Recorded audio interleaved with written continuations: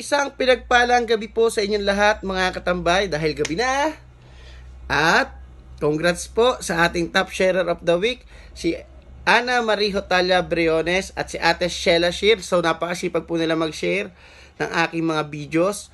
At yung gustong magkaroon din ng 100 Gcash weekly, so ano pang hinihintay mo na followers ko? At yung mga hindi pa nakapollow, mag-follow na kayo. Tulungan lang tayo mga tambay kasi yung blessing natin ay binabahagi rin naman sa ating kapwa.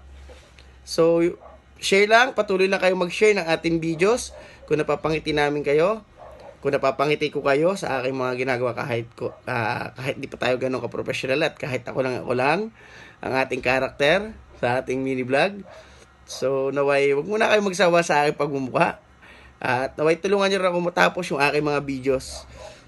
Tulungan nyo ako. Kasi sa huli minsan, madalas doon ako nagpapagame sa 100 Gcash.